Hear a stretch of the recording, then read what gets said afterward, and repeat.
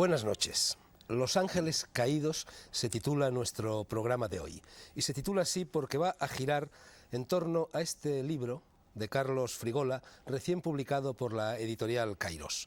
Un libro que trata de antropología, de geocosmología, de chamanismo, de folk medicina y de otras muchas cosas. Palabrejas que no deben asustar a nadie. El libro, cuya lectura recomiendo vivamente, trata con palabras muy sencillas de asuntos cotidianos y, sobre todo, de cómo mejorar la calidad de vida de esos asuntos cotidianos, recuperando modales inútilmente perdidos, tales como la siesta, la imposición de manos, la sobremesa o el contacto con la madre y padre, también naturaleza. Viejas terapias para combatir los nuevos males, los males del siglo XX, el estrés, la depresión, la ansiedad, la melancolía, el pánico, la angustia y el desarraigo, entre otras dolencias del espíritu. Sirva de introducción a esta charla la frase de Rabindranath Tagore que el autor del libro coloca en su primera página. Dice así: si cerráis la puerta a todos los errores, la verdad se quedará fuera. Y sírvanos también el dato de que la Organización Mundial de la Salud recomienda que los países más avanzados no abandonen definitivamente la medicina natural y tradicional en busca de otra medicina más científica. Tales países, cito textualmente la frase, deberían potenciar sus propios recursos, que son muchos, aunque ignorados, en particular las plantas medicinales y otras formas de tratamiento, como son los balnearios, los centros termales, los lugares con energía magnética y telúrica y los propios curanderos. Y por último, antes de pasar la voz, la palabra y el voto, aunque nunca el veto, a mis contertulios, otra cita, en esta ocasión de Salvador Dalí, nombre que, como enseguida veremos, viene muy a cuento de este libro que nos llega precisamente desde el Ampurdán. Decía Dalí, con su peculiar manera de cargar la suerte en la fonética, que la naturaleza es sobrenatural. Y vamos ya con los tertulianos. En buena lógica, la primera intervención debería de correr a cargo del autor del libro, de Carlos Frigola, que está con nosotros, pero voy a regatear y le voy a pasar la pelota a Luis Racionero, que es el prologuista de Los Ángeles Caídos y que puede hablarnos de otra tertulia, la que dio origen a este libro. Dice su autor en el capítulo de agradecimientos: tengo sobrados motivos para estar agradecido a muchas personas por su valiosa ayuda y por su crítica constructiva al manuscrito. Pero, puestos a decir la verdad, diré que el primer borrador nació de una tertulia. Durante 5 años nos reunimos de forma regular y disciplinada en Albons, Gerona, el escritor Luis Racionero, el pintor Évarist Vallès y el universal Narcís Costa Siset, además de algún que otro invitado. Su brillantez intelectual, ironía, curiosidad e imaginación fueron, dice Carlos Frigola, el crisol alquímico en el que pude alear algunas de mis ideas sobre los arquetipos populares y el pensamiento tradicional. Évarist Vallès, pintor de Figueras, no ha podido venir hoy porque está fuera de España, y Siset, gran curandero del Ampurdán, tampoco, porque no le gusta aparecer en televisión y derecho tiene a no aparecer. De modo que eres tú, Luis, la única persona, aparte del autor, que puede contarnos cómo fue aquella tertulia. Bueno, pues giraba en torno a estos personajes. Évarist Vallès, que es un gran pintor y discípulo directo de Dalí. Tú recuerdas que nos llevó a conocerle en cierta ocasión. Siset Costa, que es un país retirado y que pues tiene la fórmula de una pomada, una fórmula antigua, que funciona muy bien para ciertas dolencias de huesos. Y había otras personas, por ejemplo, Plácido de Albons, un tratante de ganado que había sido pastor en su juventud y que me dijo: usted es escritor, mire usted, hay que hablar poco y escribir nada, porque lo que escribes te lo retraen después. Estaba también, algunas veces venía el picapedrero de Torroella, Joan Pagès, que me dijo en cierta ocasión cosas como que: Luis, las mujeres son como el pescado, estirar cuando pican. O, en otra ocasión, todo lo que se paga es caro. No sé si tenía relación una con la otra. Segundo contertulio, ya lo he anticipado, Carlos Frigola, psiquiatra y psicoanalista, nacido en Figueras, como no, un largo currículum. Vamos a destacar solo su militancia en el movimiento antipsiquiátrico inglés entre 1975 y 1979, su amistad con Laing y su relación con el doctor Sharma, médico personal del Mahatma Gandhi y maestro en el laberinto de las medicinas alternativas. Carlos, yo al cerrar tu libro lo he hecho con la clara impresión, no sé si equivocada o atinada, de que la ciencia médica moderna no ha añadido prácticamente nada a la antigua, o mejor dicho, ha añadido tecnología, pero no sabiduría. ¿Es relativamente correcta esa impresión? Sí, quizá tengas un poco de razón, ¿no?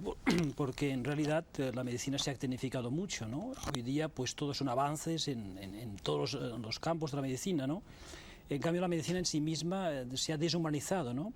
Entonces la tesis de mi libro es quizás un poco entrar en esta polémica, y cito textualmente a la Organización Mundial de la Salud, que recomienda, como has dicho tú, pues que los países no abandonen por ejemplo, las plantas medicinales, la homeopatía, otras medicinas más naturales, los balnearios, y que al contrario pues se dediquen a cultivar y a favorecer todas estas alternativas.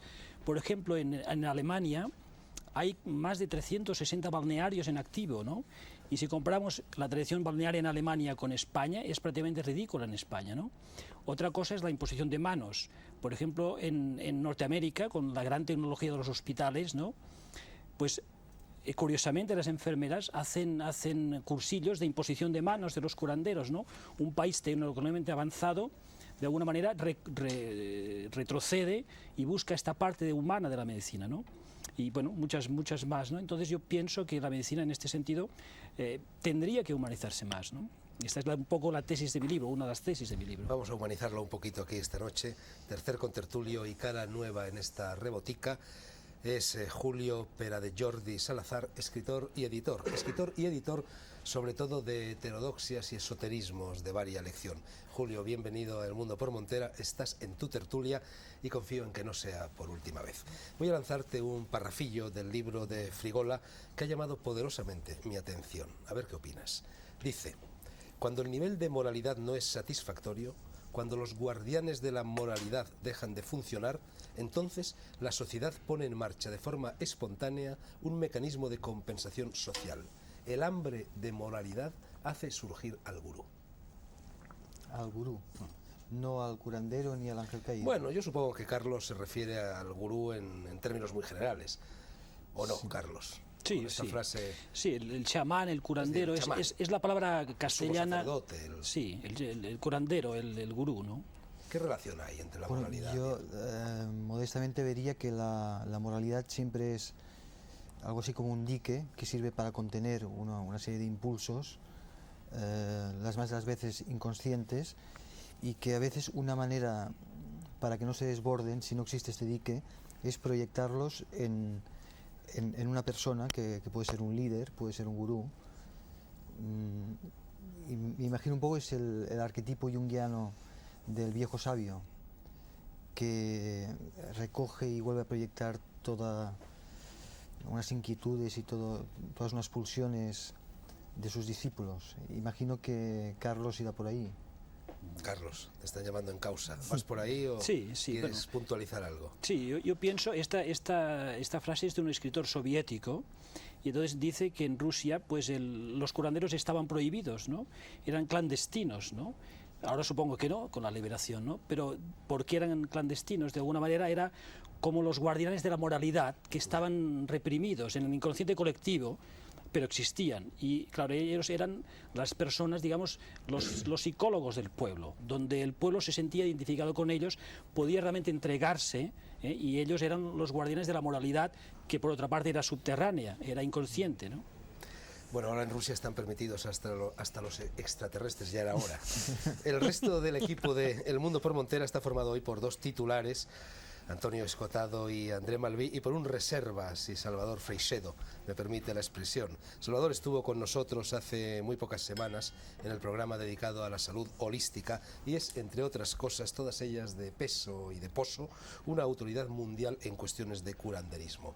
También para los tres, y que responda o comente el que más corra, otro párrafo del libro de Frigola. Es un poco largo, pero con enjundia. Dice así: en la cultura mediterránea, la imagen simbólica del chamán curandero la representa el semidios griego Prometeo, que robó a los dioses el secreto del fuego. Por tal audacia se le condenó a un eterno sufrimiento. Pero precisemos, ¿cuál era el conocimiento supremo robado a los dioses y entregado a la humanidad en forma práctica de las artes básicas y de los oficios? Posiblemente fuera la posibilidad humana de toda creatividad y de toda invención. Los mitologemas más antiguos de las tradiciones talmúdicas hebreas hacen referencia a unos ángeles caídos que enseñaron a la humanidad las artes y los oficios básicos. El curandero actual, dice Frigola, es en esencia uno de aquellos descendientes directos de los ángeles caídos, caídos porque se casaron con las hijas de los hombres, posiblemente una unión de emergencia y de estabilidad. Quizá podamos luego hablar del hombre emergente y del hombre estable, que son dos de las categorías que tú disciernes en el libro, y como consecuencia perdieron parte de sus poderes. Los ángeles caídos eran verdaderos artistas en el sentido holista, a la vez que artesanos. Posiblemente fueran sacerdotes y también maestros. Eran invariablemente músicos y actores dramáticos. Todas ellas actividades consideradas sagradas en la antigüedad. Los ángeles caídos eran herreros, conocedores de las propiedades de los metales, y también médicos, artistas y artesanos de oficio. Ya está André Malvin. Mira, ya me molesta de entrada una cosa. Todo esto es tan masculino. Bueno, no se puede escribir en los dos géneros al mismo tiempo, me imagino. ¿Y por qué? Si lo somos. Honestamente, ¿no te crees que el chamanismo, la medicina, el amor, nace como la primera madre en la primera cueva? Le cae el niño, tiene dolor, lo coge, le mete la mano encima y sopla. Acto fundamental de la imposición de manos y la utilización del soplo, que bien sabes son fundamentales en todos los rituales chamánicos del mundo. Yo creo que todos somos chamanes, todos somos brujos, todos somos santos y dioses, porque si se pone la frontera en la espiral ascendiente, no me interesa. Yo creo que cuando alguien se da un golpe con el codo, así, en una mesa, pone la mano encima y dice, ¡ay! ¿Y por qué ponemos la mano en este codo? ¿A qué sirve? Porque tenemos un alivio. Yo pienso que habría que volver a los inicios en vez de agarrarnos a unas sabidurías muy ajenas. Yo creo que hay una gran confusión entre la descripción y la vivencia. Y pienso que hoy es día de dar paso a la vivencia. Y por una vez me callo. Bueno, de todas maneras estaba buscando una cita que no encuentro porque es el propio Carlos Frigola en el libro el que subraya el carácter a la vez masculino y femenino, yin y yang del chamán y de la naturaleza. Yo le diré una cosa, todas las madres son curanderas. Las primeras diosas, las primeras manifestaciones de los dioses son diosas. Y que no olvidemos nunca las mujeres, primero porque viven más que nosotros, hay mucho más viudas que viudos, y segundo, porque por calladas saben mucho más. Claro.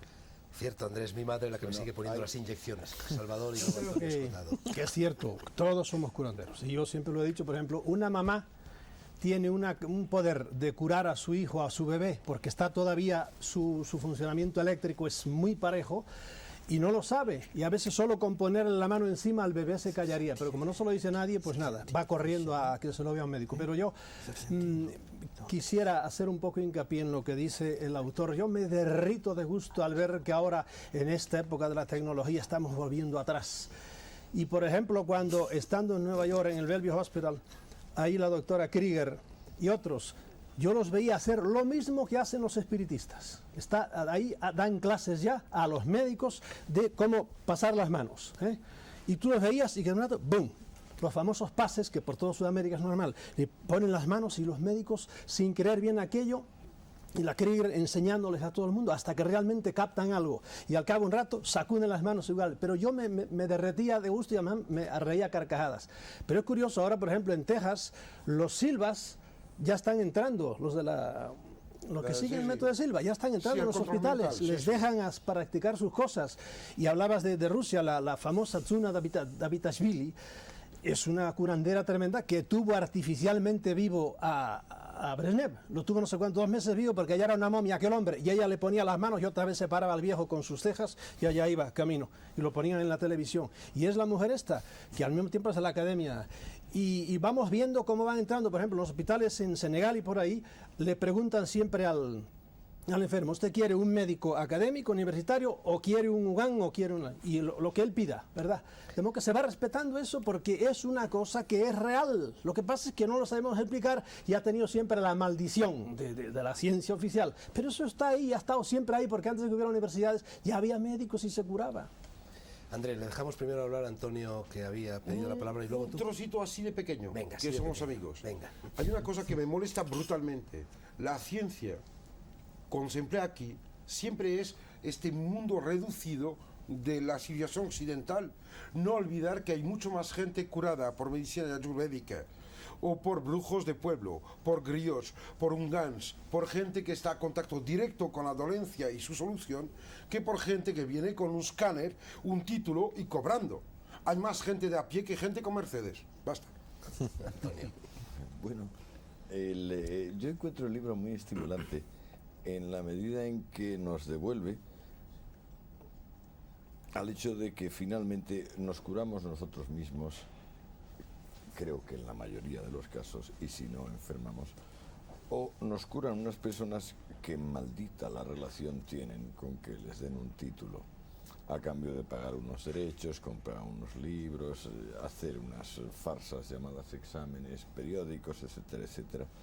Poco a poco le estamos quitando el privilegio a la medicina que tuvo durante milenios, durante casi 2 milenios, el clero. Al fin, el clero claudicó ante el estamento científico. Ahora el estamento científico tiene que asegurar o que tiene ciencia, y si tiene ciencia que la demuestre, o si no, no la tiene. Si la demuestra, no la puede demostrar con diplomas, no la puede demostrar con papeles, la tiene que demostrar con humanidad, con amor y con conocimiento. El que cada cual se vaya haciendo consciente de que a partir de los 30 años, si no sabe cuidarse a sí mismo, es un pobre miserable que no llegará a los 35, me parece un punto fundamental. Escota, ¿tú crees que nosotros nos hemos cuidado? No. Sí, ¿No hemos abusado un poquito? sí, nos hemos cuidado mucho. Moriremos todos hemos antes de cuidado los 100. mucho nuestra vida, la hemos cherished, como dicen los ingleses, la hemos cogido en palmitas y hemos dicho, esta vida única que nos ha tocado vivir, la vamos a cuidar Pero sin como única. ningún sacerdote. Como única. No, es que él ha dicho cosas muy gordas. Hay una cosa increíble, es que cuando se habla de sacerdotes y de curas, hay que bien saber que aunque se refieren a un hombre que murió así, lo que te enseñan es ponerte así, y los curanderos se ponen así. Y me parece que los gestos ya hablan de por sí mismos, empezando por ahí. Segundo, Salvador dijo una cosa, y Frigola también, yendo hacia atrás. No me creo que haya una marcha hacia atrás. Aquí no se trata de ningún tipo de medievalismos. Yo creo que la inteligencia conquista la libertad y no se obliga. Los diplomas refieren lo que había antes, es como una sedimentación del conocimiento. Y yo pienso de que ahora estamos cada vez más en un tiempo y un mundo de la persona, del individuo. Los caminos son los que tienen que ver con el individuo y tienen que ver con la capacidad de no estar alterado. La medicina es solo una indicación, como decir, mira, por favor, ¿dónde está Madrid? Es por ahí, por ahí. Ah, muy bien. Esto es medicina fundamental. Problema, la enfermedad que es, dice, yo estoy en donde yo creía que era Madrid y me llega la flecha en Mediana, que es el ombligo, estoy mal. Y dice, tú tranquilo, yo estoy contigo, tú y yo somos una sola cosa.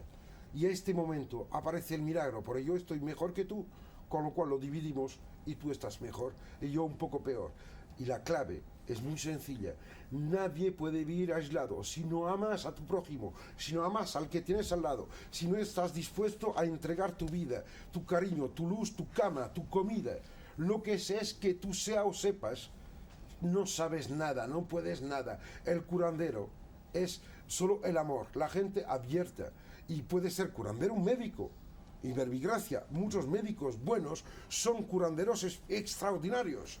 Y a mí me molesta de curanderos geniales no sean médicos. Habría que abrir un poco un camino, ¿sabes? En los dos caminos. Sí, has dicho las mujeres, ¿no?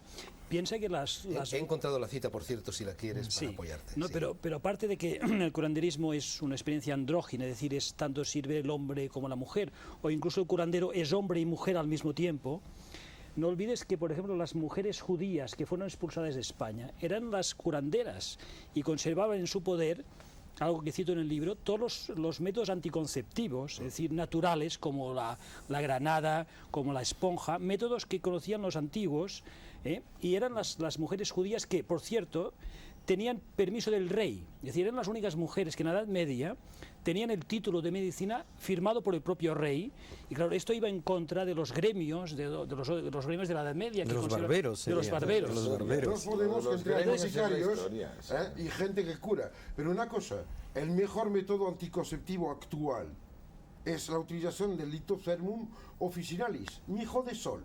Una cosa tan idiota, que no solo estaba utilizado, mejor dicho, desde miles de años, desde que llegaron de Rusia a través de las leucianas, lo que fueron los padres, los indios de América del Norte, los Sioux y los Dakotas y los navajos usan extractos de mijo de sol, Litospermum officinalis, para sus funciones anticonceptivas. Cosa genial.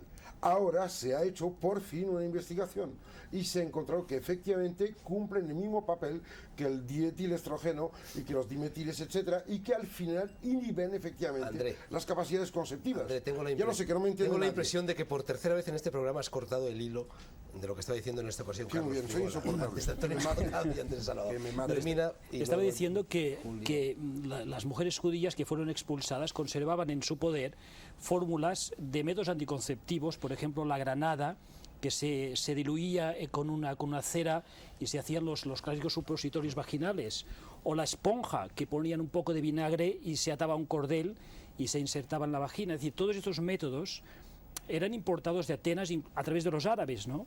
Y estos métodos estaban en poder de las mujeres, de las brujas, de las mujeres, ¿no? Yo lo cito en el libro varios métodos, tú has citado otros, ¿no?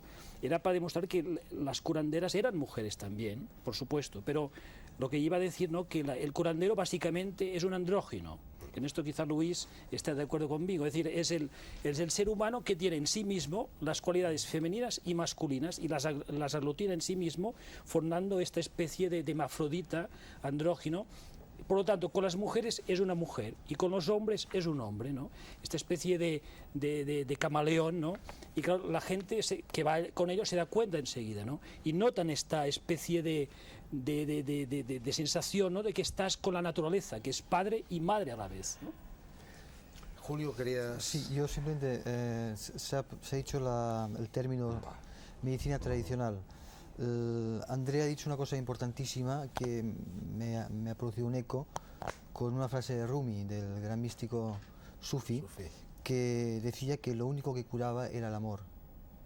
Y no se refería a una cosa metafísica, se refería a algo físico, que todos sabemos. Y volviendo al tema de la tradición, la medicina no era una asignatura aislada fuera de todo un contexto tradicional, como era por ejemplo la astrología, la alquimia, la magia, la cábala. Toda la medicina hebrea está muy relacionada con la cábala y con una concepción del hombre muy concreta, que es la cabalística.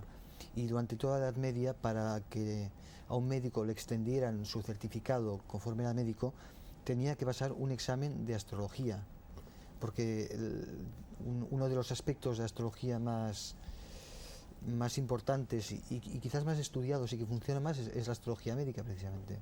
Esto que has dicho del amor es una conclusión a la que está llegando también la ciencia médica contemporánea. El año pasado apareció en la editorial Espasa Calpe un libro muy curioso de un tal Bernstein, si no recuerdo mal, que se llama precisamente El amor, medicina milagrosa, y que recoge toda una serie de experiencias clínicas en los Estados Unidos. Bueno, simplemente el tema, perdona que te corte, el tema que hemos hablado hace un momento de las endorfinas, el amor, el cariño, sí, que es el tema del último libro que he publicado en Obelisco.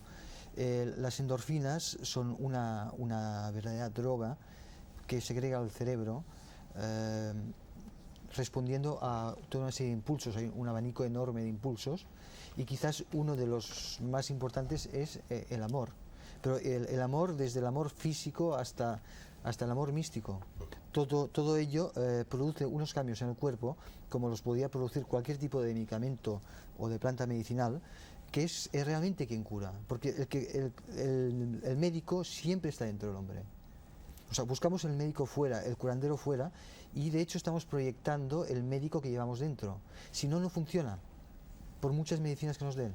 Salvador Freixedo. Venga, Yo después creo tú, André. que lo que en ese programa de hace 4 días hablamos, eso es lo fundamental, y eso podríamos hablar un poco de eso. ¿En qué falla la medicina académica? Y falla, yo creo que fundamentalmente en que prescinde del hombre. Porque que toda curación es una autocuración, no sé quién me ha dicho muchas veces. Es que no es un problema de la medicina, es un problema de la ciencia actual. Que creo que estuvo aquí Raimundo Paniker. Raimundo Paniker no, Salvador sí ha estado, Raimundo todavía no ha venido. Pues perdón. Queremos traerlo, pero no lo conseguimos. Lo tenéis que arrastrar. Pero él, por ejemplo, ha criticado con muchísimo acierto, porque aparte él es científico, él es doctor en químicas. Deja diplomas. Bueno, los utilizo, la gente también le gustan. Él es un hombre con una mentalidad científica. Migas. Que él se puede permitir una crítica a la ciencia que yo, por ejemplo, no me puedo permitir. Y su crítica a la ciencia... ¿Por qué no? ¿Me la permito? Mándala a hacer puñetas. Sí. Hombre. André, coincidimos plenamente, lo que ocurre que él tiene argumentos que yo no tengo. Con esto quiero decir, la ciencia actual, que es la ciencia de este momento. Hay ciencia en Oriente, hubo ciencia en Oriente. Oye, hubo El ciencia de argumento es muy ciencia. sencillo. Está deshumanizada. El problema es este. Luis Racionero, que está muy callado. Además, Luis, tú acabas de publicar, lo que pasa es que eres hombre recatado y no traes tus libros para que los coloquemos en el atril y les hagamos un poquito de propaganda. Pero tú acabas de publicar un libro en la editorial Temas de Hoy que se llama Los 5 sentidos, y que es un libro bastante lindante, ¿no? Con el de Carlos Frigola, ¿no? Sí. Toca todos estos temas. No, bueno, también. yo quería hacer una acotación a lo que dice Julie sobre esta cuestión de la ciencia que ha salido aquí. Somos como un programa donde estamos criticando a la ciencia constantemente. Es una lástima tenerlo que hacer, pero creo que bueno, que es bueno.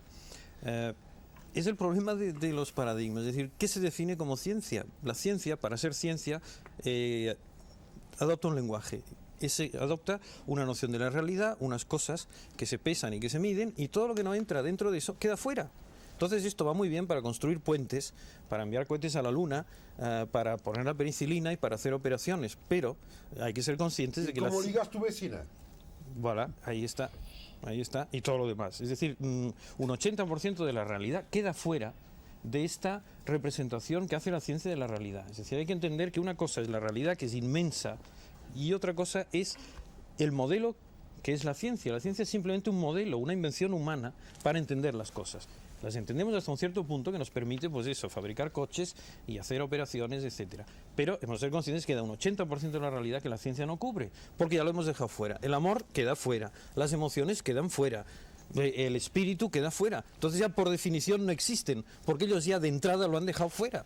Entonces, por más vueltas que le demos, siempre estará fuera. Por eso no hay que estar Luis. tan acomplejados, que ¿No? dice la ciencia. Yo entre un científico y un hombre inteligente me quedo con inteligente, porque a lo mejor el científico no es inteligente. Claro. Hay gente que están llenos de diplomas, pero no son inteligentes. Y en cambio Bueno, y hay otros gente que sí. inteligente que no tienen diplomas. Y eso son Aparte geniales. Yo me acuerdo que en Estados Unidos contrataron a un hombre, una universidad del oeste, contrató a un hombre que supiera de huevos de aves. Y vino a dar en un ruso que no tenía ningún título. Era un chiflao que desde que había nacido se conocía. Tenía huevos de avestruces y huevo de colibrís.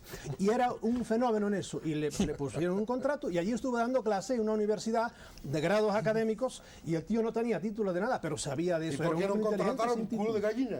gallina? Que de huevos sabe más que nadie. Sí, bueno. Bueno, ¿Por qué no mira, habla? una cosa, me parece increíble que no se diga la verdad fundamental. La única asignatura que tenemos que pasar todos es la de la vida. ¿Qué nos importa que nos describan lo que vivimos con términos sabios, si en realidad se vive sin palabras?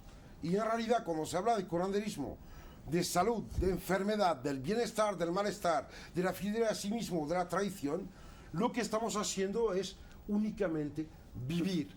¿Por qué no decir las cosas llanas?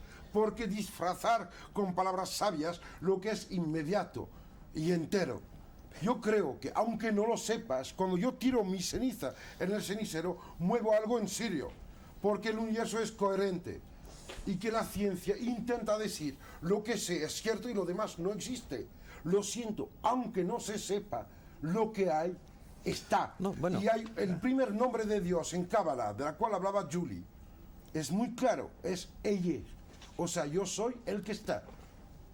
Y esto es la primera cosa que tenemos que hacer. ¿A qué sirve dar el nombre a la piedra si la tenemos delante? Ejercita los sentidos, callar, olvidar, ser el que ve y no el que dice.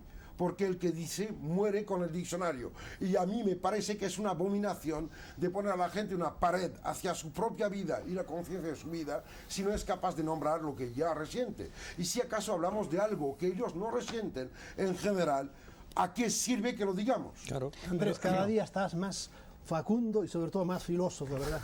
Más filósofo. Depende más de la humanista, hora. Depende de la hora. Y sin embargo, hemos dicho la palabra amor como la palabra que cura, como aquello que puede permitir que una persona desahuciada deje de serlo. Yo sugeriría otra palabra de las fuertes: verdad. ¿Verdad? Verdad.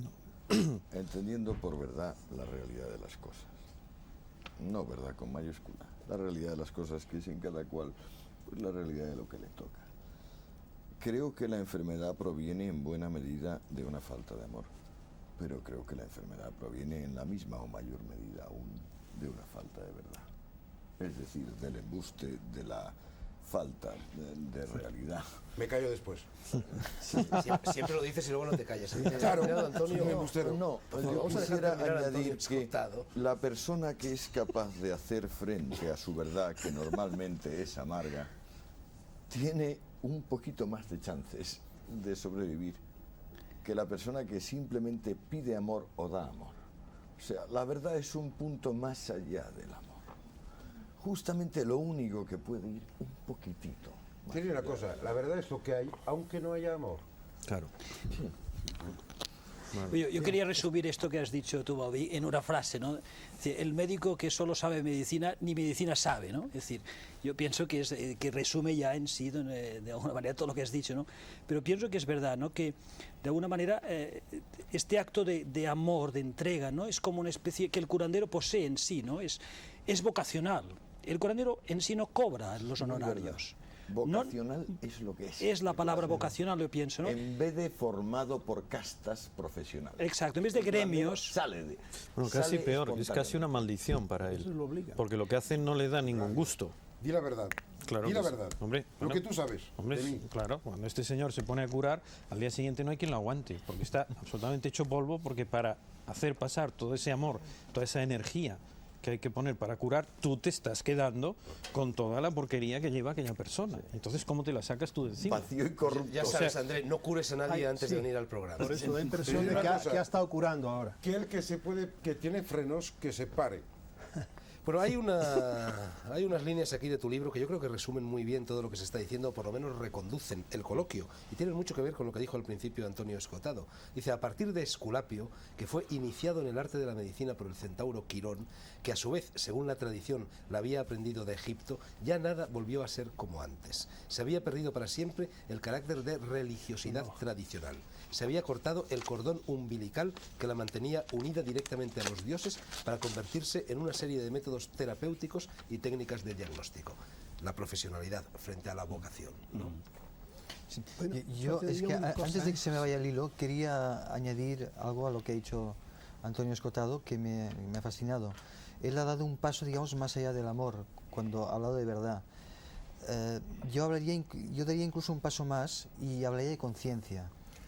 No comparto plenamente la interpretación que se ha dado del fuego de los dioses que arrebata Prometeo. Yo creo que se refiere, aunque todo símbolo es polivalente, el fuego que arrebata Prometeo a los dioses para darlo a los hombres es el fuego de la conciencia, que comporta libertad, comporta verdad, comporta amor, comporta calor, pero es sobre todo conciencia. Creo que enfermamos por inconsciencia. El hombre es un enfermo de inconsciencia. No tenemos ni idea, nosotros que estamos aquí despiertos, de qué diablos es la conciencia.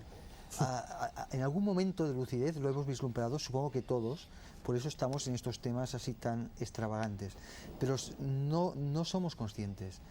Y de ahí derivan la enfermedad, derivan toda una serie de calamidades del mundo moderno o del mundo humano. Pero óyeme, no hay que ponerse demasiado filósofos también, porque yo admito fundamentalmente eso, y la falta de amor en mucha gente, eso se ha demostrado, incluso con monitos se ha demostrado cuando le falta la madre inmediatamente. Pero yo creo que hay que ser realistas, y yo siempre he dicho, nos enfermamos por dos cosas: por lo que comemos y por lo que pensamos, entendiendo si por somos pensar conscientes, incluso el amor, lo que hay en la mente aquí. Si somos conscientes, no comemos lo que no hemos de comer. Sí. Cualquier perro sabe lo que ha de comer, en cambio el hombre no lo pero sabe. eso, figúrate, viviendo en esta sociedad que te lo da y no tiene más remedio que comer lo que encuentras ahí. Si Pero es consciente, no. Yo admito que es una cosa muy compleja, ¿verdad? Y no podemos llevarlo solo. Puedes tener mucho amor, ¿verdad? Y te están envenenando, cosa normal en nuestra sociedad, que te lo dan todo envuelto, todo desvitaminizado, con esas cosas que les han echado, sabe Dios dónde, y luego vienen Aditivos los y problemas de la colorantes, colza y todo aditivos. eso, ¿verdad? La Y basura. es una cosa complejísima. Ahora, antes de terminar, al entrar en el mundo del curanderismo, entramos en un mundo complejísimo porque no sé quién lo leíste tú ahí ahora, a no sé quién, a Esculapio, un centauro. Quirón le Bueno, enseñó las artes. muchos curanderos, el mundo del curanderismo es complejísimo. Y estoy con Andrés que todos somos curanderos, todos podemos hacer, les podía decir experiencias que podían hacer todos ustedes, que son curiosísimas. Por ejemplo, un bistec se lo ponen y ustedes les ponen las manos. Un curandero a lo mejor en 5 minutos, y yo tengo en mi casa bistecs así de secados, en 5 minutos que lo ponen la mano, ya no sé, eso se pone seco. Ya no huele nada. Ahora, si lo hacen ustedes también, pero les costará más trabajo. Pero digo yo que se repite la pauta esa. Hoy día hay muchos curanderos, sobre todo los grandes, los extraordinarios, que se lo dijeron, y ahí entran otras fuerzas. Y si no empiezan a curar, se enferman, un tipo de aparición, y entramos ya en el mundo de la parapsicología trascendente. Lo mismo que se lo enseñó un centauro, pues aquí hoy día eso sigue dándose. Los grandes curanderos que yo he conocido, algunos enormes, como tú hablas de Arigó ahí, los grandes discípulos de Arigó, y yo he trabajado con ellos en México y en Filipinas y en Brasil y por ahí. Esa gente no querían ser. Arigó se le apareció un viejo y le dijo, tienes que empezar a curar. Y luego Arigó hacía cosas increíbles, porque Arigó, cuando no tenía agua, apretaba el puño y le salía un chorro de agua. Créanlo a la ciencia o no lo crea, pero eso era así. Y 40.000 cosas como esa. Sí, Andrés. Mira, hay una cosa. Salvador plantea un problema fundamental, que es lo que la gente no ve, no lo cree. Primero. Segundo, ha dicho una cosa absolutamente enorme. Dice, somos en función de lo que comemos y de lo que sentimos. Pero mira, pensándolo un poco bien, un segundo, este famoso órgano piel y mucosa que nos relaciona con la totalidad de este gran ajeno, este otro fundamental que es el universo que nos rodea. ¿Cómo lo recibimos? Tragando, respirando y sintiendo. La superficie del huevo fundamental, que se transforma en el vientre de la madre, acaba fabricando órganos de estimación, no de captación, estimación del mundo exterior, del diferente. ¿Y qué pasa? Comemos, sí, sentimos. Se puede muy bien uno alimentarse de sensaciones. Yo tenía 4 años, yo empecé a leer a los 2 años. A los 2 años y medio, mi Vaya padre... por Dios, hombre. Espera, yo que siempre he presumido de que empecé a leer a los 3 y creía que era el récord mundial. Y ahora sales tú y empezaste a leer a los 2. Mi padre me regaló una caja enorme que tenía lo que se llamaba la Bibliothèque Verte francesa, que me leí como un loco. Y ahí había un libro inimaginable en el cual se contaba que las hadas comían del olor de las frutas. Yo después me preocupó mucho este tema, a tal punto que yo hice una vez 40 días encerrado en una urna con sellos de notario sin tomar nada, para ver. Y no he muerto. Y ahí empecé a pensar ¿Tenías mucho. flores en la urna? No, tú tranquilo, no vayas de bromas, que es muy serio. Hombre, un poquito de Pero, broma tampoco no, molesta, muy para en serio. utilizar un verbo muy Somos lo que recibimos del universo. La función del ser humano es que por tener juicio es capaz de modificar el universo en el cual se encuentra. Nuestro destino es de ayudar al destino universal. Somos de momento la única forma que existe de conjunto molecular que no sea entrópica. La vida es negentrópica, es totalmente anormal en la secuencia universal. La famosa historia de Stephen Hawking, el Big Bang, etc. No estoy convencido en absoluto. Estamos aquí para poner orden. Dios, el amor, la vida, la intuición de las vidas anteriores, las futuras, la conciencia misma, nos hablan de continuidad, de orden, de secuencias y de posibilidad de ser más. En realidad, quien vive sin querer saber la universalidad total de todo lo que se puede saber e inventar algo más, ser el Big Bang de otro universo, no vive. Cada vez que un niño da un beso a una niña por decir yo te quiero niño, mira, está haciendo un acto mucho más importante que el de Einstein tirando su barba en el oficio de las patentes de Zurich, cuando deposita la famosa ley de E igual MC2, que no interesa a nadie. Mucho más importante ligar con su vecina, estar en paz con su pared o tener libros que te gustan, que ser conforme con un diploma que darán gente que se va a morir pasado mañana. André, me llevas un año de ventaja, hoy he entendido por qué sabes más que yo. Yo querría que habláramos un poco de cosas concretas, no solo de cosas abstractas. De todas esas pequeñas cosas, las he mencionado en la presentación, que forman parte de la religiosidad mediterránea, lo que mucha gente empieza ya a llamar, entre bromas y veras, el yoga ibérico, también lo he dicho, como por ejemplo la siesta. Tú, Carlos, dices en tu libro muchas cosas muy interesantes sobre la siesta. Creo recordar que también las dices tú, Luis, en Los 5 sentidos. Bueno, por supuesto presentas la siesta como un ritual conocido en todo el mundo civilizado, incluso como sinónimo de pereza para ridiculizar a los latinos. Y añades que la siesta es un espacio para la creación individual. Es obviamente el aparato digestivo de las ideas. Para mí, para Carlos, el ritual de la siesta lo mismo que los corros en las plazas de los pueblos en los días de mercado, las tertulias de café, las discusiones civilizadas sobre fútbol o toros, o incluso la política como pretexto para intercambiar ideas y emociones, son formas de psicoterapia. Y sin embargo estamos renunciando, estamos impidiendo estas válvulas de escape, estas psicoterapias, ¿no? Exacto, porque vemos en realidad todas las cosas como artificiales, es decir, vemos las cosas desde fuera. La psicoterapia es algo organizado, algo que un psiquiatra organiza alrededor de los hospitales, y esto en mi caso tengo mucha experiencia porque yo he estudiado en Inglaterra con pues, los creadores de la psicoterapia de grupo, ¿no? En cambio no nos damos cuenta que las tertulias de los cafés, los corros en las plazas, la siesta mismo, ¿no? Las tertulias son formas de psicoterapia, es decir, una forma natural que tiene un organismo de expresarse catárticamente, es decir, expresa las emociones, los sentimientos, las sensaciones, ¿no? Las comparte, ¿no? Pero de una manera natural, sin una estructura, digamos, formal, ¿no? Entonces, en mi libro hablo de la siesta, ¿no? La siesta pienso Bueno, claro. que es el reverso tenebroso del estrés. Esto, Luis, Sí, señor. tienes mucho que decir en esto, ¿no? Pues dilo, Luis. Claro que sí. No, bueno, yo al filo de lo que estaba diciendo Carlos me acordaba de cuando era estudiante en Berkeley, vino un profesor de sociología que venía de Cambridge, Peter Morris, un inglés, gran sociólogo, y que nos empezó a explicar, pues, estaba explicando a los americanos, bueno, una cosa que para mí era absolutamente familiar y que era lo que llaman el bereavement, o sea, lo que llamamos aquí el duelo. Y él decía que era una cosa muy civilizada, por ejemplo, todo ese ceremonial que se hace en los países latinos cuando alguien se muere. Es decir, llevar luto, las plañideras, todas estas cosas que ahora, como cursis, tecnócratas que somos, pues estamos intentando abolir, como los serenos y un montón de esas cosas maravillosamente civilizadas, pues todo eso, claro, ellos lo redescubren, porque evidentemente si se muere una persona y haces como que no se ha muerto y lo tapas y lo escondes, te quedan unas emociones ahí que van a salir malamente de una forma o de otra. En cambio, si tú le das un cauce, un ritual a toda esa emotividad, pues es mucho más civilizado y es una forma de terapia. Carlos, ¿y por qué yo, que soy bastante mediterráneo, me parece, hijo de madre alicantina, entre otras cosas, y profeso, y desde luego pues, más ibérico que viriato, nunca he conseguido dormir la siesta? Por muy cansado que esté, incluso aunque no haya dormido en toda la noche, no puedo volver a dormir hasta la noche siguiente, aunque me meta en la cama con pijama. Oye, ¿por qué? Pero yo en el libro lo expreso, es decir, consulto libros de la Lo Edad pregunto Media. en serio, ¿eh? Es Sí, una sí. cosa que me preocupa. Todo el mundo puede dormir la siesta en este país menos yo. Bueno, hay una siesta que se llama la siesta de la llave, que es tumbarte en un piedra, sofá claro. y sostener la llave con la mano y te quedas así como medio dormido, y cuando estás a punto de dormirte, es decir, cuando las ondas cerebrales cambian, entonces te cae sueltas la la llave, ¿no? Sí. Aunque sea 2 segundos, es bastante siesta, es decir, Ah, no, eso sí, 5 mira, minutillos, mi siguiente querido los amigo, duermo, pero no pasa hay una nada. cosa bien clara.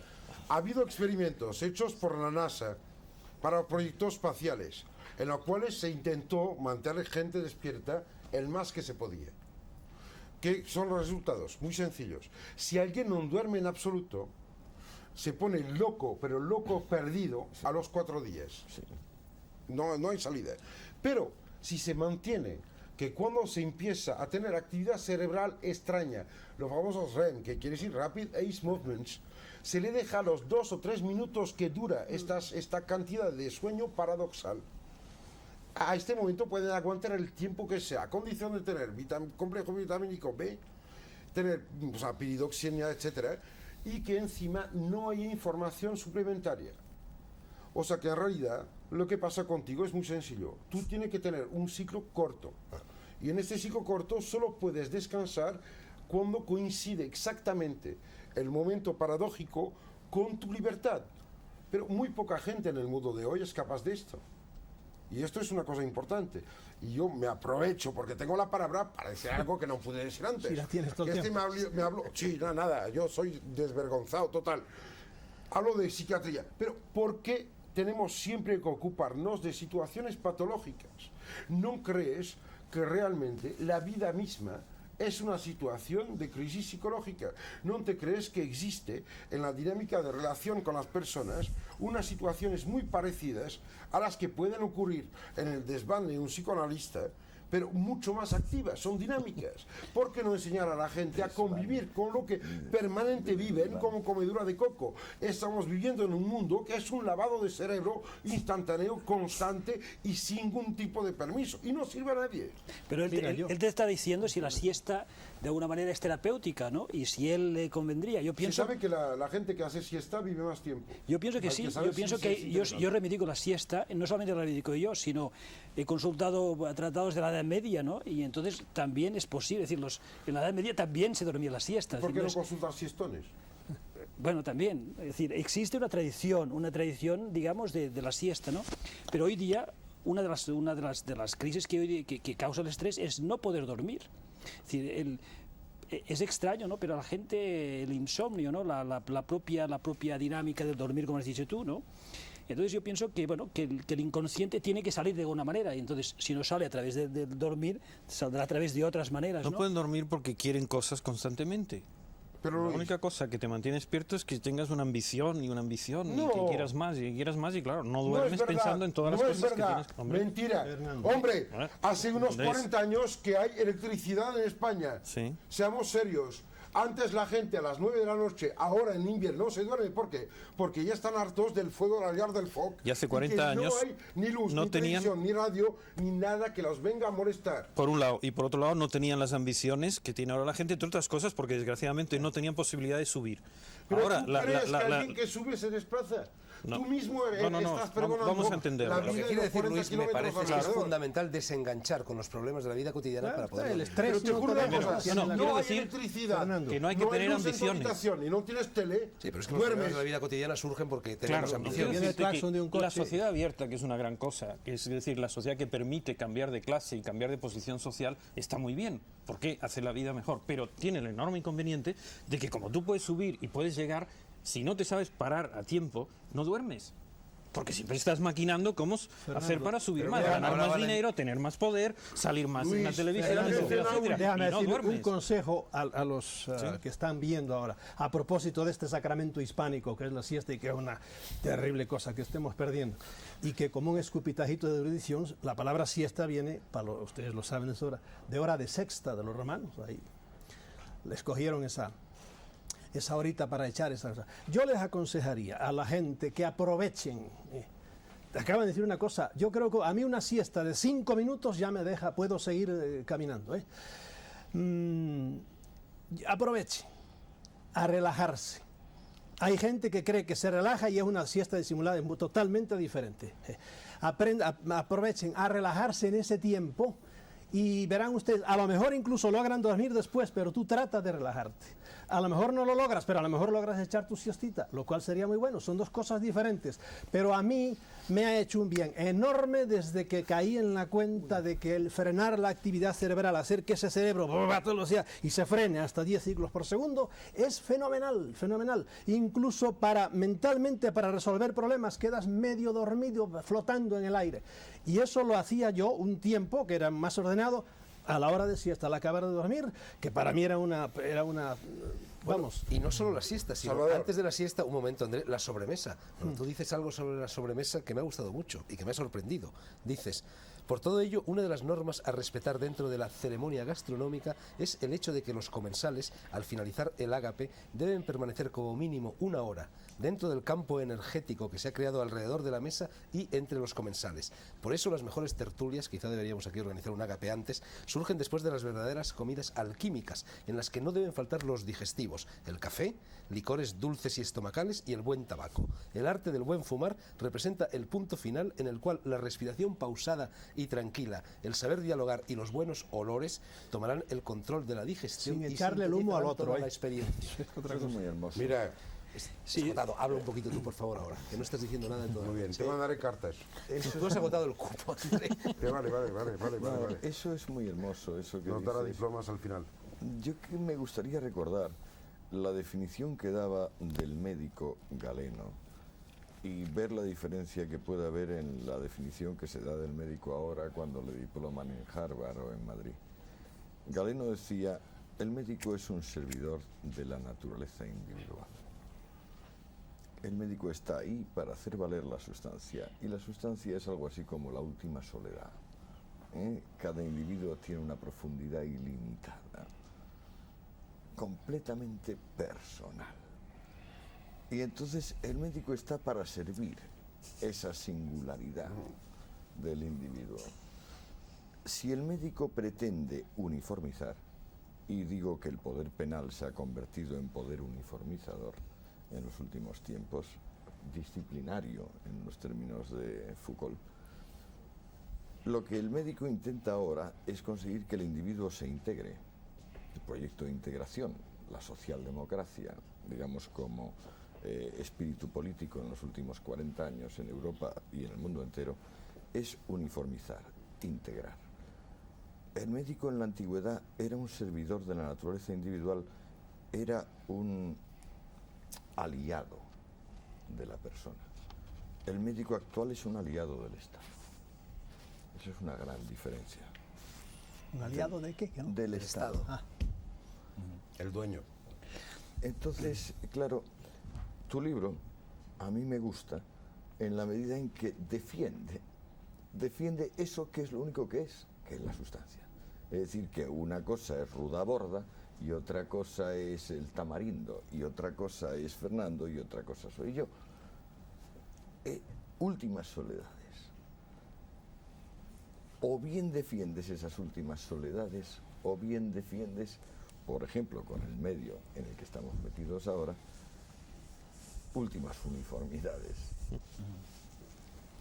Sí, yo quiero comentarte algo, ¿no? Yo tengo un amigo, por ejemplo, que trabaja en una unidad de cuidados intensivos, es decir, está constantemente trabajando con la muerte, ¿no? Entonces, para compensarse, pues viaja al África, es decir, su forma, digamos, de compensar esto es humanizarse, es buscar a otras culturas primitivas, ¿no?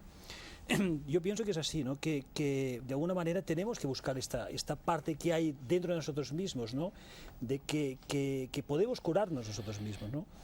Pero referente a lo que decías, que hay una manera de hacerlo, las tertulias, es decir, las sobremesas, las tertulias originales, esto lo hemos probado y para mí no es como una especie de psicoterapia, ¿no? Incluso se crea un campo energético alrededor de los comensales, ¿no? Entonces, hoy día todo el mundo hace tertulias y todo el mundo quiere realmente participar en grupo, ¿no? Y se crean unos campos energéticos, ¿no? Yo es lo que digo en mi libro, ¿no? Es decir, después de comer, se crea alrededor de los comensales toda una especie de energías, ¿no? No sé qué tipo de energías, ¿no? Unos contactos emocionales que en el fondo sirven mucho más que no cientos de horas de psicoterapia institucionalizadas, en fin, anglosajonas, ¿no? Las tertulias es básicamente algo también español, ¿no? Entonces, bueno, en este sentido, es la tesis de mi libro, ¿no? Digo un poco que la tertulia después de comer, saber comer bien, pausadamente, respirando, es decir, no compulsivamente, no al self-service en media hora, que casi la orden del estómago no tiene tiempo de transmitir al cerebro, ¿no? Sino esta hora, digamos, de pausa, pienso que es una forma de psicoterapia, es decir, el saber comer, dialogar y hacer la tertulia es una manera de relajarse también, como la siesta, ¿no? Veo que poco a poco vamos llegando a Oye, la en 2 unamuniana y años josé de antoniana Santa Misa, conclusión de que hay que de Santa españolizar Misa, el mundo. la máxima comida occidental ha sido la comunión. Y nadie se extraña de que yendo a comulgar se queda un momento tranquilo. No hay ninguna diferencia entre el silencio post-comunión y la famosa siesta y la hora de tranquilidad, porque al final es lo mismo. Ingerimos el universo y nos tenemos que quedar tranquilos un momento para digerir tanto. Hay que cogerse tiempo, primero. Segundo, hablabas de siesta, no tú, diciendo de esto de la sexta. Yo nunca he sabido si siesta y sexo no tenían algo que ver. Nunca he sabido si el sexo era sexta, la sexta hora porque se folla mejor. Lingüísticamente, o sectus cortado. André, Y yo eso creo, es lo que Chomsky, perdona la pedantería, llamaría una etimología de conveniencia. pero Chomsky señor, te sí. dice también de que todos los niños San Isidoro. nacen sabiendo los idiomas, que el idioma es congénito a la estructura del cerebro humano. Pero es peligrosísimo Oye, si enredar lo el citas, sexo con la cítalo siesta, ¿no? ¿Eh? Que es peligrosísimo enredar el sexo con la es siesta. fatal la Yo siesta creo para el que no, yo sexo, creo que muchos niños Sí, no, han a lo nacido mejor ahora en la desde el siesta. punto de vista del placer sí, pero parece que el organismo puede ¿Qué va? sufrir ¿Tú te crees serios que el sexo y colapsos. el placer se pueden confundir? Le has tocado la beta, Yo Andrea, creo ahora. que al final este gran medio que nació cuando la primera macromolécula de proteína se dividió en dos, el océano primordial, este miedo terrible de estar perdido de la otra mitad idéntica a uno mismo, es lo que hace nacer la sexualización. De esto tendríamos que hablar largo y tendido algún día.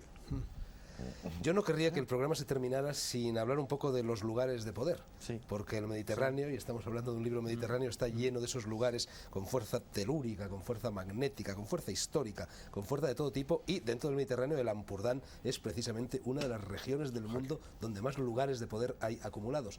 ¿Por qué no explicamos un poco a quienes nos están viendo y oyendo lo que es un lugar de poder y para qué ¿Puedo? sirve?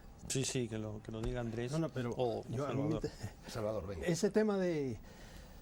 Bueno, eso nos lleva ya a lo que yo llamo siempre la parapsicología trascendental. Mira, hay sitios en el mundo donde no se puede entrar, y si entras eres hombre muerto, ¿verdad? En el mundo entero hay. Bueno, aquí en esta Europa ya tan civilizada y tan tecnificada, probablemente están más escondidos por ahí, pero hay islas del Pacífico, hay en el continente americano inmenso, hay sitios verdaderamente donde se siente, y yo soy muy poco sensitivo para esas cosas, pero te podía decir casos donde gente que ha entrado, por ejemplo, en una isla a la cual le tienen terror toda la gente que vive alrededor, algún valiente inglés se metió allí, lo tuvieron que ir a buscar, dijo, si al 3 días no vengo, me van a buscar, lo fueron a buscar y muerto estaba. No, sí, pero Y la muere. cuestión es qué son esos sitios, qué pasa. Ahí está la cosa, ¿Qué es lo puede que lo ser produce? fuerzas puramente, yo siempre explico la cosa de dos maneras, son cosas puramente naturales, explicables, o son cosas que trascienden lo humano. Y yo, que soy herético en eso, en el Mediterráneo hay lugares de estos, desgraciadamente. Van de sí, ellos, sí, los por habrá, ejemplo. yo no los conozco, pero no es lo mismo. No es lo mismo. No es lo peor, mismo. hay mucho peor. Hay un teatro en Banderillas, es Barcelona verdad, sí. que tiene en la tercera planta, por abajo, uno de esos sitios. En la calle Aragón. Sí. ¿Y tú lo conoces? No, y tú pero- conoces la casa con los diablos que salen. ¿Verdad? No hablemos de cosas que no conocemos. No, es que Pero hay Pero me sitios ocurre una cosa, naturales, es que hay, abiertos, dice que hay sitios, y yo digo, se pueden fabricar, Claro. porque el espacio pertenece a la conciencia. Cuando alguien llega y pone desorden en un sitio, el que se acerca, y la vida es el contrario del desorden, se muere. Porque muy poca gente es capaz de darse cuenta de la ola que lo va a sumergir. Estamos inmersos en un océano de energías de las cuales no tenemos ni la más remota idea. La energía vital Es decir, de la vida. Entonces que tú un sitio de poder mencionas. sería creado por la conciencia de alguien. Mira, hay dos maneras de acercarse, como pasivo y como activo. Como pasivo, tienes que ir a sitios que otros han hecho. Sí. Y como activo, haz el sitio. Esto es el mismo lenguaje que encontrarás en todas partes. Bueno, esto es lo que dices es cierto, es decir, hay lugares fijos, por ejemplo, Santiago de Compostela, Gibraltar, yo cito El Gibraltar, Ampurdán. yo cito Chartres. Chartres, Mojácar, por ejemplo, sitios de la gente va a peregrinar, sea a través de la religiosidad o bien a través del turismo, pero son sitios claves, ¿no? Entonces, existen estos sitios, son sitios de energía, además, curiosamente, todas las civilizaciones, una detrás de otra, griegos, cartagineses, celtas, romanos, han ido a construir su ciudad. Es decir, de alguna manera, no es curioso, por ejemplo, pues que tú vivas en una zona de Besalú, que hay una energía... de Besalú nada, vivo en una zona de Seriña, Bueno. estamento neolítico, Está bien. y yo de Besalú nada. Entonces, bueno, Hombre, pero la gente escoge sitios para vivir donde se siente bien. Entonces hay toda la tradición del peregrinaje, es decir, los monasterios, porque los monasterios están situados en tales sitios, ¿no? Y no en otros, ¿no? Lo de las ermitas, dices, Pero bueno, eso qué absurdo acabaría- que la ermita esté a 3 Perdóname. kilómetros del pueblo, cuando lo cómodo sería que la ermita estuviera Pero en el pueblo. perdóname, eso acaba ¿No es así? significando que en Lourdes, perdóname, que en Lourdes o en Fátima realmente hay poder. Claro. Inicialmente Sí, por lo hubo, supuesto, luego el claro. hombre le da, Claro, con sí, miles de supuesto, personas claro, yendo allí, la claro, mente le da claro más que fuerza. eso Luego sí. le Nadie ha inviste... intentado curarse en la plaza delante, en la Plaza Roja en Moscú. Yo juro que si alguien pide a Lenin de curarse cuando pasa el Ejército Rojo, igual se cura. Y no quiere decir de que Lenin es la Virgen María. Y tampoco que la Virgen María de Lourdes es esta fuerza primigenia consustancial con el hombre, que es una puerta abierta hacia una conciencia no individual. Es que la conciencia universal, a la cual todos tendemos, es una cosa de la cual evidentemente no se puede hablar aquí, pero en realidad es el eje de todo lo que se ha dicho en este sitio. Yo estoy de acuerdo con este él. hombre, Muchas mentes juntas, enfocadas en una dirección, por supuesto, indudablemente tienen un poder bárbaro y eso se está viendo Esos ahora Lourdes. en cuáles Salvador, tú conoces lo que pasó en Canadá, ¿no? Este grupo que estaba de pelea con el espiritismo y se dedicaron durante 5 años a construir, claro, un personaje que no existió, pero documentándose de calles, de nombres, de todo. Y cada semana se reunían. Y al cabo de unos pocos años buscaron un medium.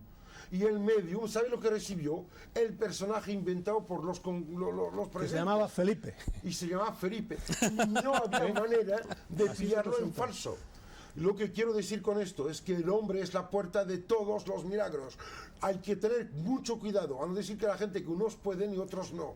Yo juro que cualquier ser humano capaz de oír, ver y sentir el universo es, en sustancia, el paso de Dios. Es capaz de todo. Todo lo que existe es suyo y no llegará nunca a imaginar algo que no puede existir. Somos todos iguales arriba. Pero yo creo que fuera del hombre hay otras cosas. Pero Sería absurdo si el hombre fuera el culmen de todo, porque Mira. Dios tenía que retirarse entonces como fabricante, como creador por ahí, porque Hace esto es un tiempo corral que lo de ha hecho. vacas. Hace Y tiempo. nosotros somos lo mejor que hay en el universo. Dios mío, encima de nosotros Parecemos- hay otras inteligencias, otras Parecemos energías. detergentes. Cada semana hay un eslogan nuevo. La tesis, por ejemplo, del libro de Foucault es precisamente esta, es decir, encontrar el centro telúrico de la Tierra, este secreto de los templarios, ¿no? Que en el fondo es esto mismo, es decir, qué lugar en la Tierra idealmente reuniría todas las potencialidades, ¿no? Agartha. Entonces, Claro, La lagarta se mueve. claro. Acuérdate de que cuando Saint-Yves d'Alvedre publicó la misión des Indes, se le pidió de que lo quitase. Y este hombre, que era un nulo, un cero, un infinitesimal, que se había casado con una señora que tenía un título para tener pasta y tranquilidad, pero que era un vehículo. No confundir nunca el teléfono con lo que se te dice el amigo con el cual hablas. Paró, recogió todo, menos un ejemplar, que era el ejemplar del doctor Gérard Encos, Papus, que se publicó cuando murió Papus y que la herencia pasó en mano del doctor Marc Aven, Emmanuel Lalande, que era el yerno de del maître Philippe de Lyon. Esto es la verdad. Este hombre decía cosas que extrañamente están ocurriendo ahora, pero también decía una cosa muy importante. Agartha no es un sitio, es una convergencia. No hace falta de tener una cueva, es una fantasmada neolítica. Solo basta saber quién es quién, dónde y cuándo. No hace falta hablar con todos. ¿Qué te crees? ¿Que cuando te tomas la temperatura te metes un termómetro en todas las células? No, te lo pones en la boca, en el culo o bajo la axila. Con lo cual sí que son 3 sitios que hablan por la totalidad de los millones de células que te componen. La conciencia, la verdad y este tipo de caminos que llevan hacia la humildad de hacer parte de algo que no permite farol, que no te da diplomas, que no te propulsa en el escenario. Andrés, pero tú Esto crees... es una cosa De todas aparte. maneras, André, un poco de respeto a las cuevas, porque no es una casualidad que muy a menudo, en mi opinión, los lugares de poder estén centrados en cuevas. Por las supuesto. cuevas son eso que se llama plutonías, lugares de comunicación entre el Si me microcosmos permites y una el cosa, macrocosmos. cuando hay épocas glaciales, el agua está bajo forma de glaciales. No hay agua en la atmósfera, con lo cual no llueve. Épocas glaciales quiere decir desierto y hielo. Cuando empieza a cambiar, o sea que el desierto y el calor empieza a hacer fundir el hielo, la única zona en la cual se puede vivir está justo delante del frente del glacial. Y ahí, ¿a dónde se recoge agua cuando no llueve? Bajo tierra, porque filtra. Las divinidades de bajo tierra, de las cuevas hondas, Tónicas. fuera del sol que mata, nacen de esto. Y no por eso son significativas, porque ahora no hay glaciales. No hay glaciales. Tenemos que ser tan listos como para ser capaz de ponernos en pelotas debajo de la tormenta y ser puente entre la tierra y el Pero cielo. un momento, porque hay lugares de poder que están muertos, lugares de poder que no mantienen su poder. Te digo una cosa, también los bares en los cuales no va nadie, Y se nota muy estropean las claramente cuando bebidas. llegas a uno de ellos. Sí. A mí me gustaría, de todas maneras, Antonio, saber por qué te ha extrañado tanto que la mayor parte de los presentes, si no todos, creyéramos que Lourdes y Fátima, por ejemplo, son lugares de poder. Pues sí, pues sí. Mira, se encontraron flechas neolíticas en Lourdes y en Fátima también. Y en la actual basílica que se ha construido, que es una especie de enorme postre con mantequilla encima, cuando se hicieron los cimientos se encontraron unas puntas de flecha, unas hachas André, neolíticas. Tienes crucificadito a Antonio Escotado. Antonio, Sí, te crucifico. Bueno, André, ¿y qué se encontró en el Palmar de Troya? Cruces eso- neolíticas, eso es un tema mucho más flechas, profundo de lo que parece. paleolíticas. Mira, Mira, quiero en el decir, Palmar de por la Troya ha foto, habido déjalo más hablar, Antonio. milagros si el que ser en humillado Fátima. te lleva a Un ser momento. ciego, realmente no vale André, la pena. tenía la palabra Antonio Escotado. señor. Antonio, utilízala. No, yo creo que por una parte hay una sensibilidad humana a lo luminoso, podría llamarlo lo luminoso, y por otra parte hay una portentosa capacidad que se va desarrollando con el paso de las décadas de propaganda. Creo que buena parte de lo que llamamos santuarios actualmente no son más que fraudes. Creo que el santuario lo encuentra cada hombre en su corazón buscándolo con veracidad. Creo que la mayor parte de los santuarios reconocidos, voy a empezar por el Vaticano, no son santuarios. Conozco una cueva en Formentera que me parece un lugar de poder, pero me lo parece personalmente. Ha sido Muy Isabel, bien puedo ¿verdad? admitir que a otros no se lo parezca. Creo que el santuario está en el corazón del hombre, que el santuario tiene relación con el amor y con la verdad. Sí, pero y si que hay- todo lo que sea colectivizar ese santuario implica no ya solo mentir, sino montarse un negocio. No, pero no Que es lo necesariamente. que son los santuarios Pero en Antonio, general. no Ya, necesariamente. Por favor, No por favor, necesariamente. Y hay ¿No lugares te de poder crees que si un individualizados y hay lugares de poder que fascinan a las muchedumbres. Fernando, Claro, y no hace falta cuando- pensar en sí, Fátima o mira, Lourdes, hace por ejemplo, la poco- fortaleza de los cátaros en hace- Montsegur. Claro. ¿Tú crees que eso no es un lugar de poder? No, Claro. eso lo puedo Mira, creer, por pero favor. hace poco Luis y yo estuvimos en Suiza en un lugar aparentemente de poder que se llamaba María Stein, la piedra de María. Y no lo había, ¿no? Los dos con toda unción entramos en la zona de no hacer, que me parece que es lo correcto en un caso así, no hacer y por tanto dejar llegar. Nos quedamos allí nuestro cuarto de hora y yo al cuarto de hora me fui a Luis y le dije, aquí a mí no me toca nada. Y Luis dijo, a mí tampoco. Pero por favor, Pero que haya santuarios falsos no significa que todos los Mira, santuarios tengan que ser. Es que además no todos desde luego, perciben lo mira, mismo. Desde luego que no creo que todos los santuarios sean falsos. Hay Creo un- que hay lugares, digamos, donde el espíritu se ha adherido con más intensidad. O sea, pero con- por Carlos favor. ha citado antes Compostela. Tú entras en la cripta del apóstol, en la catedral compostelana, y tienes, o al menos a mí me sucedió así, la inmediata sensación de que estás entrando en un lugar de poder. Pero y tú no mismo en balde tienes dudas ha si sea surgido el todo lo apóstol. que ha surgido alrededor. Y no ha sido un negocio, aunque también haya sido un negocio. Pero quiero decir que se ha hecho a lo largo de los siglos. No ha habido una intencionalidad de business is Fernando, business desde el primer Fernando. momento. Fernando, todo oye, esto de las es que yo apariciones juro es- una cosa, que aunque un mentiroso diga una verdad, seguirá siendo verdad. Por supuesto. ¿Me explico bien? Pero, por ejemplo, aunque no hay apóstol en Santiago de Compostela, si la gente proyecta lo suficientemente Eso. y lo suficientemente bien y el suficiente tiempo, habrá un apóstol mítico más poderoso Claro. que lo que podrían ser 4 huesos en una. Y en el caso de en un Compostela lo hay, sarcófago. Prisciliano, Luis y yo lo sabemos muy bien. Y Sabemos cuando muy hablas bien. de esto, Estamos es en el que ya secreto. sabemos, porque en Garro y Ese es de Sabinas son verdad. cuentas El largo Prisciliano y es de tendido. verdad, el Santiago no es de verdad. Pero déjame Fernando, acabar, mira, déjame acabar. yo Se da quiero la romper. circunstancia de que Santiago Déjame en hablar realidad tú, no déjame vino hablar nunca tú a un España. poco. Bueno, déjame pero hablar tú. te dejo hablar necesidad por popular culo de y las jesuita. gentes Así me influyó gusta. que aquello era un lugar de poder y le dio el Lo nombre de que siempre. conocía que era el del apóstol Santiago, no el de Prisciliano que estaba Ya proscrito. ves, te ¿no? corta. Porque Óyeme, es mira, en religioso. esto de santuarios, que es una cosa que yo he estudiado muchos años, voy a romper, pero siendo audaz, una lanza ahora por las apariciones del Escorial y por el Palmar de Troya. Palmar de Troya. Ha habido más milagros en el Palmar de Troya que en Fátima. La Santa Madre Iglesia y el señor cardenal se echan para atrás. ¿Por qué? Porque eso no tiene nada que ver ni con Dios, ni con la Virgen María, ni con nada de eso. Pregunten a los miles de testigos que han visto bailar el sol.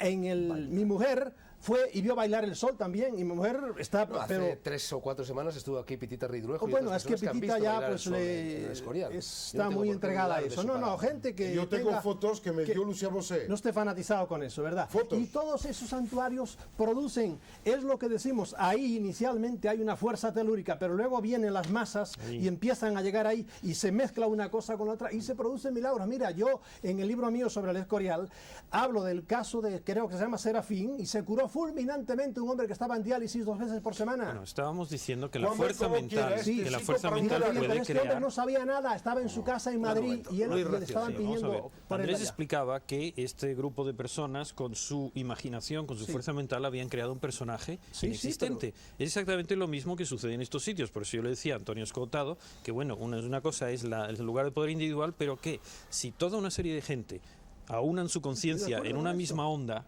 ahí se crea un sitio de poder y se crean curaciones y se crean lo que parecen milagros. Es la fuerza mental de todos nosotros. Luis, en la concha. déjame decir que una lo cosa. cuente él. ¿Y no cabría también una hipótesis alternativa a esta? ¿No cabría que Felipe, ese personaje, realmente existiera y fuera el que hubiese estado maniobrando a los que intentaban inventar un personaje y en realidad no lo estaban inventando, sino que estaban sufriendo sus efectos? Claro, porque hay muchos Felipes. Como Claro, el beso al es decir, hay espejo, muchos, creo que es muy guapa. y entonces algunos actúan directamente, es decir, y otros pues son creados mentalmente, son un egregor de toda una serie de gente. ¿Qué es lo que Luis, le pedías a Luis que por tenía que favor, contar? Por favor, cuéntale, ¿te acuerdas? Deprisa que se nos va el yo programa. provoqué una cosa muy concreta. Tú con Lucía Bosé os fuisteis a la Concha, ¿te acuerdas? Arriba de Marbella. Sí.